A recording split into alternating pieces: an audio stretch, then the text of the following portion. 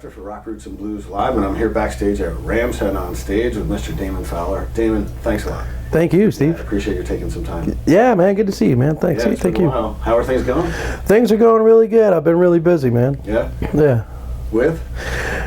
Babies and gigs. Gigs and babies, man. I hope you're playing more gigs than making babies. Well, I like the practicing part of it, the most part, you know, but it's just working it out with my wife, though, you know. Yeah, you got to be home.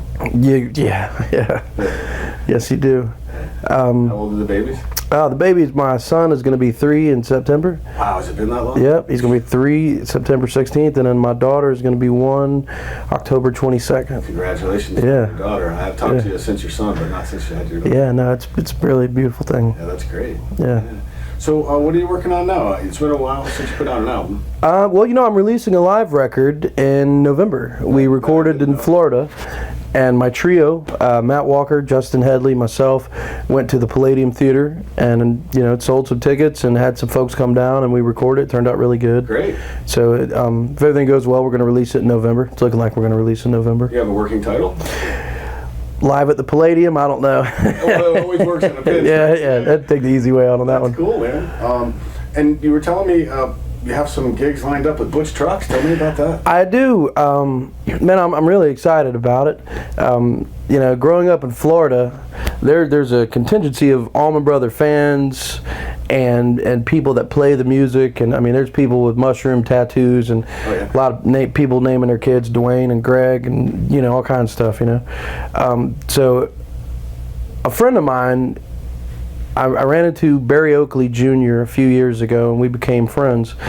And I just, you know, when I'm off tour, the Florida scene, there's a lot of gigs, there's a lot of like jamming that goes on, you know. Mm-hmm. So I ended up jamming with Barry a few times, and we had a little project together because his wife was pregnant at the same time my wife was, and we know this drummer down there named Garrett Dawson, and he had just had a baby, and so we named this band Baby Daddy, and we only did a couple of gigs, but it was just like a jam. We'd go in there and play some cover tunes that we like to jam on, and his wife's water broke when we were playing a gig with Baby Daddy one night. While we were on stage, I looked up, Barry was gone, and I was like, "What happened to Barry?" And they're like, "Well, his wife's water broke." And we're like, "Well, it made a duo." Yeah. Well, there was plenty of guitar players on stage by that point, so you know, we finished our night out and packed up his stuff, and you know, it was good. But anyway, so Barry has been playing bass with Butch Trucks from the Allman Brothers. The Allman Brothers have retired. Yeah. And Butch is doing some gigs around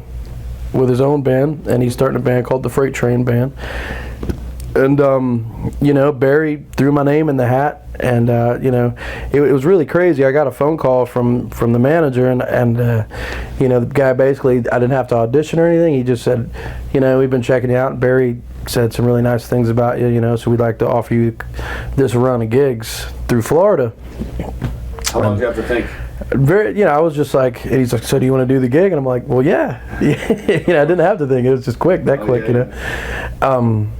So I'm excited about it, man. We're playing Boca Raton at the Funky Biscuit. We are playing Ace's Lounge in Bradenton, Florida. And I believe they might be working on a few more gigs. Had you played with Butch before? No, I mean, I'm very aware of his music. Well, of course. But I've never played with him, you know. Have you practiced? I've been listening to the Allman Brothers for about 20 years now. I meant with Butch. Have you got? No, we're not practicing. We're going to go in and I jam with Barry quite a bit, you know. So you'll be ready. I'll be ready. Yeah, that'll be awesome. Yeah, I can't wait. It's going to be great. Yeah. Did you make any of the last Allman Brothers shows? No, I didn't. No? You know, I never got to see the Allman Brothers live. Oh. Except for on YouTube and videos and stuff. You know, I've seen Derek Trucks a bunch of times. I've seen Warren Haynes and Government Mule. I've seen Dickie Betts a bunch of times. He lives down kind of close to Sarasota, Florida. But as the whole thing, I haven't seen it. Actually, I got to open up for Greg Allman a couple times last year, and that was really cool. But Well, last time not the last time we saw you here, but the time before that was when you opened for Johnny Winter. That's right. Now that was a night. That would, yeah, you know, and that truly was a great night. We were fortunate enough to play here a few times with Johnny, and you know, every time was just a great experience. His camp was very cool, and Johnny, you know, in my opinion, still, you know, the greatest white blues guy. You know, he was bad, so bad. Maybe color doesn't even matter. Right, exactly. He's that. He was the man. Yeah, it was very cool. So tell me about the band. You've had some band shifts happening. Well, I have a few different bands.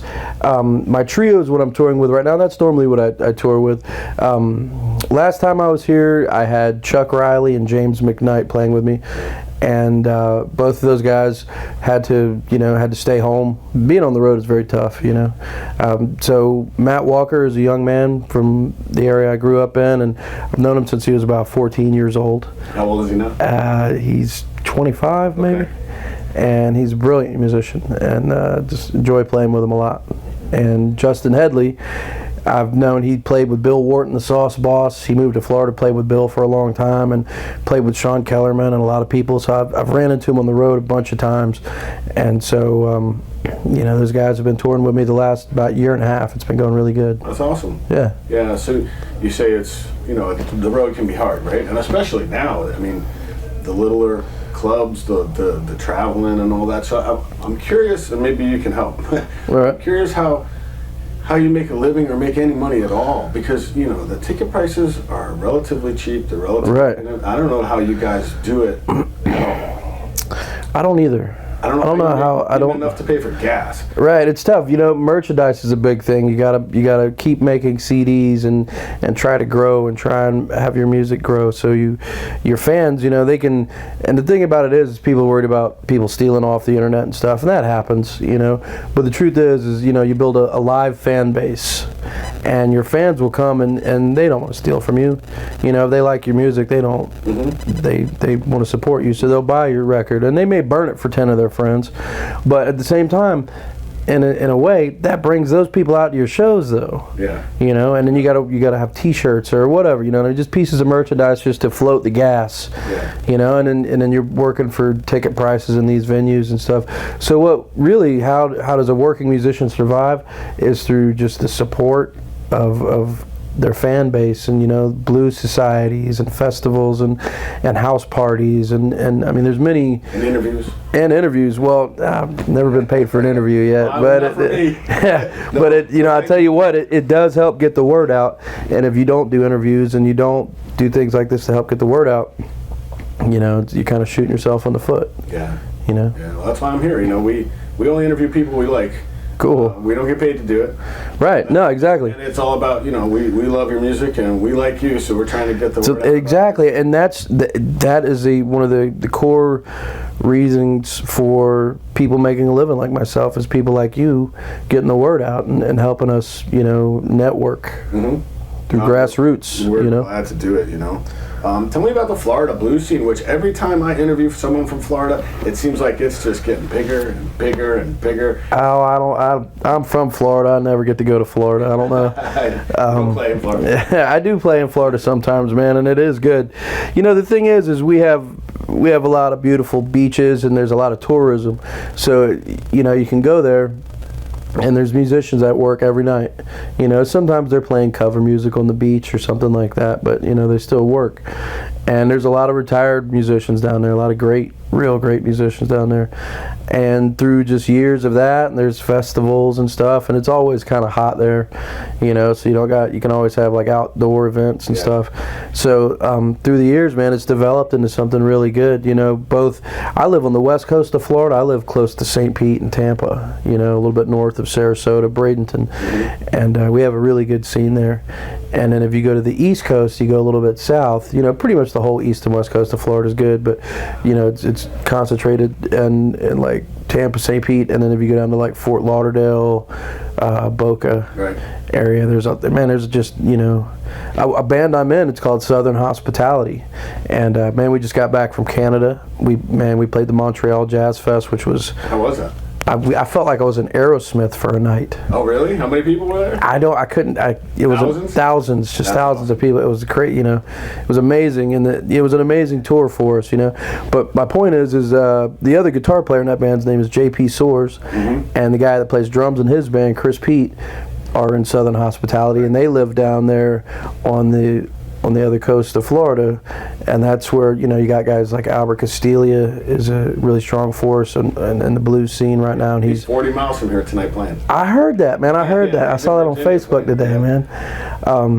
But we got guys like that, and then on our coast we've got Betty Fox. She's a young lady that's coming out, and she's touring a lot, and she just released a record. We're doing a festival with her in 2 days. And that's going to be a whole lot of fun. That's going to be in Damariscotta, Maine. Oh, cool. Yeah, we're going to play blues and eat lobster. And get out of the humidity, maybe. Man, I talked to the promoter, and he told me it's hot like Florida right now up there. I don't believe him. I hope he's just it's not 98 exaggerating. No, yeah, it's got to be good. So one of the greatest things about your music is you found this niche. You have this style that is so unique. It's I want to say sometimes when I talk to people that it's sort of like a New Orleans Cajun thing. It's sort of like a bluesy, but it's Fowler.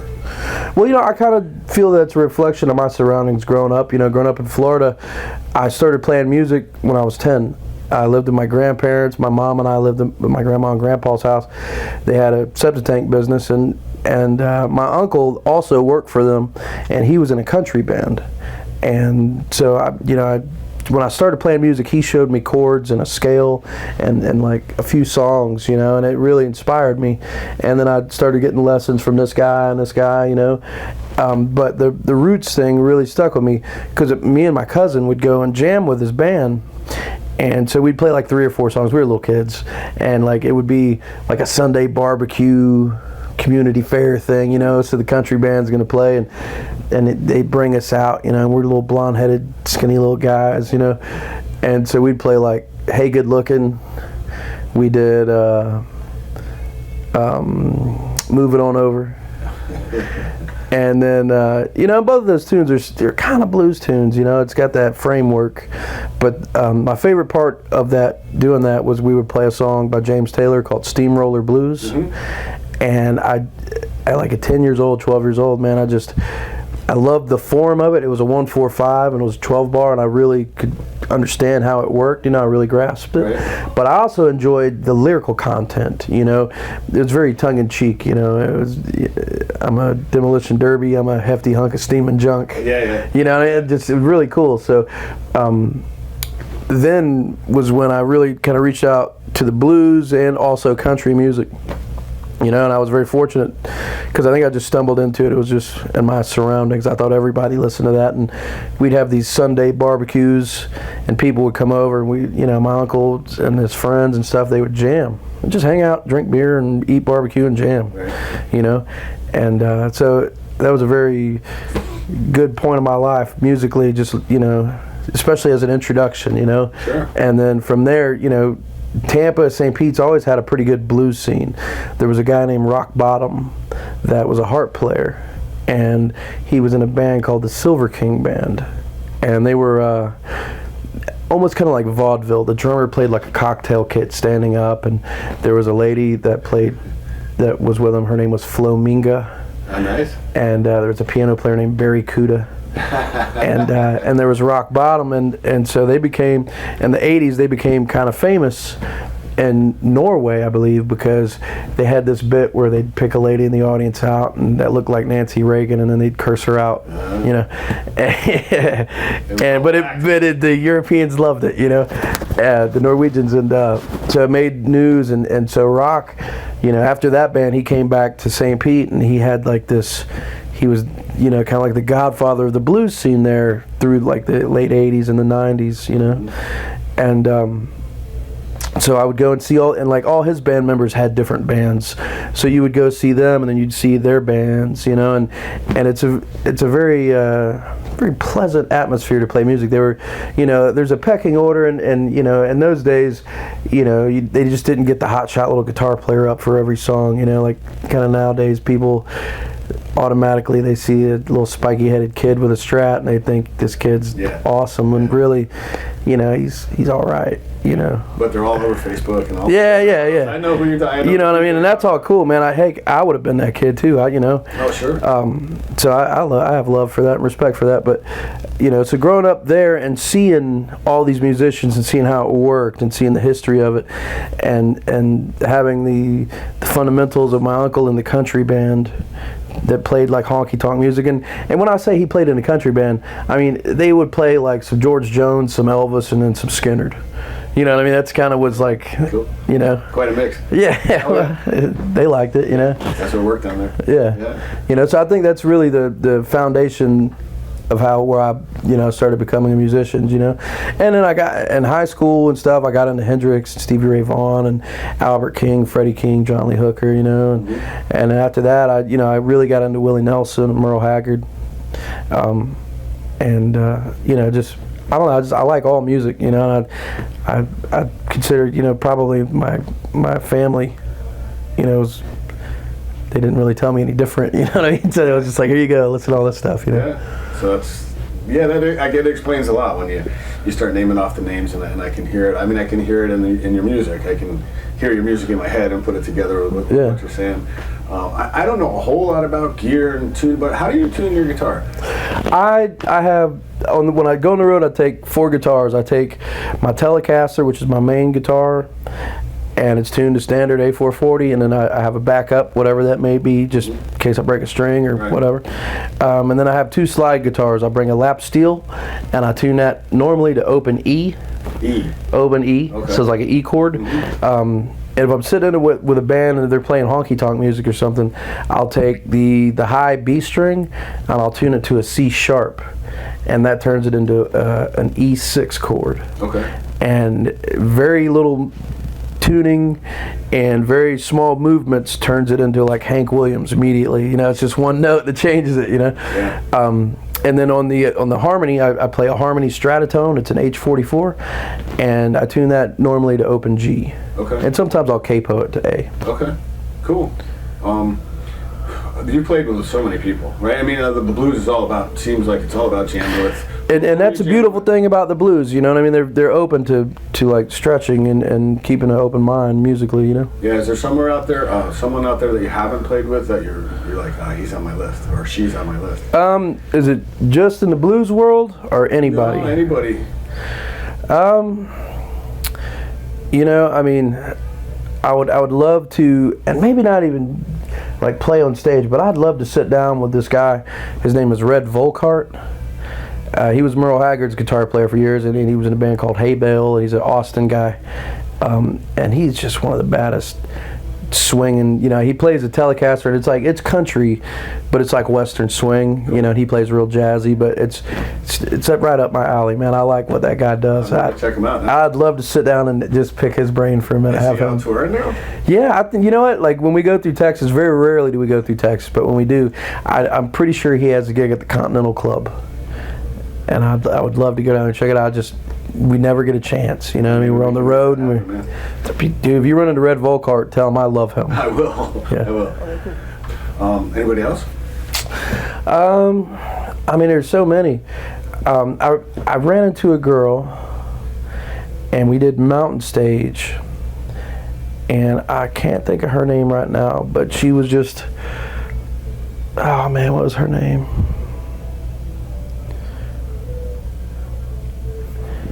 Valerie June. There you go. Her name is Valerie June, and I loved her singing and I loved her music. Where's she from? I'm not sure originally where she's from. I know she was living in Memphis for a while, and like I saw this girl and I was like, man, she's great. That chick is great. Her band and my band, we all talked for a minute, and so we left. And I was telling the band, I'm like, that girl's just incredible, And then like 6 months later, I heard that she was playing with Ry Cooder or something, and I was like, oh. See, you called it. Yeah, girl's great. Yeah. That's awesome. We've been doing lots of interviews lately with people who are playing and producing too. Are you producing? Are you working? I actually have. I have been. I've done a couple of production projects, and I'm doing another one. Actually, I'm doing two more this year. But the one I just finished is for a guy named Billy Evanachko. Mm-hmm. He's from Pittsburgh, or right outside Pittsburgh, and he's in the blues scene. He was at the IBCs. He's an old friend of mine. I've known him for a long time. He's got a real good band, and I think the CD comes out August 8th. Okay. Excuse me if I'm wrong on the date, but it's pretty close. Pretty close. There or about. It's around August 8th. Okay. And I know that he's really happy. I'm really happy with the way it turned out. Cool. So if you get a chance, check it out. I will. Where was that recorded? Billy the Kid. It was recorded at a studio in Cadiz, Ohio. It's a place called Tony's Treasures, and my friend Mark Puskarich owns it. Okay. It's at his house, and it's this barn, man. It's this giant barn. There's like 4 or 5 bedrooms above it. There's this warehouse, and then he's got like this really cool studio in there. And so last tour I did, my trio was there, but then all the other bands from Southern Hospitality, J.P. Soares and the Red Hots, Victor Wainwright and the Wild Roots. There was a guy named Haddon Sayers that played, and it's called Blues for a Cure. Okay. And Sean Carney is a guitar player from around the Columbus, Ohio area, and real traditional, just swinging guitar player, real good guitar player, real nice dude. And him and Mark put this thing on every year. It's called Blues for a Cure. And so we played, and Billy Evanachko played with my band. And so what we did is I played, JP played, Victor played, and then Southern Hospitality played on this festival. And he does it every year, has different bands every year, and he raises money, Cure for Cancer. So the next day, we all went to his studio, and we recorded 12 tracks that's going to be on a compilation. He's going to put it out next year. You did that in one day? We did it all in one day, and what it was is I didn't use my band. I would use like JP's bass player and my drummer and Victor's guitar player, and then we just kind of did like that. And we got 12 songs, and they all turned out really good. That's great. Yeah, and it was one of the funnest days of the last year for us all. It was really great. What's the cure for what? Cancer. Okay. Yep. Just give a little shout out to Yeah, man. You guys check out Blues for a Cure, man. It's Yeah. really cool. I'll check it out. Yeah. Yeah. What can we expect tonight from you? Oh man, some Hulk Hogan jokes and some Les Paul. You gonna play like your Tab Benoit? No. I leave all the monkey jokes to him, man. We're actually playing with Tab on this tour, though. We're playing with him in Evanston. Oh, really? In about 5 nights or something. Oh, cool. Yeah, I'm looking forward to that. Tab's great. Yeah. I don't know if you've ever interviewed him or not, but I have. he's cool. Yeah, in fact, he was the first person I ever interviewed. Oh yeah. Yeah, and he didn't know I was doing it. So I was sitting there waiting for him. I'll tell you later. But it turned out to be a really good interview, and I've seen him several hundred times since then. So. Oh man, well we recorded Southern Hospitality's record, and then my last trio's record down there in Homa. Yeah, he's got a place in Homa, and really nice studio there too. And we went out on the boat with him, and it was killer. Yeah, we had a blast. Anders Osborne a couple weeks ago here. Oh wow! I asked him about making medicine, so he was telling me about. Tab took me down. We drove an hour and a half south of New Orleans, and he said, and I don't even know how you can do that. Drove an hour and a half south, and then we got in the boat. So I feel like I've been there, kind of. Oh man, it's super cool. You get out there, and he had root beer moonshine. That was the thing that day. We went out on. He had a houseboat, man. We all went out there and hung out and had some root beer moonshine and looked at the alligators. It was really fun. Yeah. That's great, man. Yeah. All right, so I really appreciate your time, Damon. Steve, thank you, man. Really looking forward to the show tonight. Cool, man. And thank you very much. Absolutely.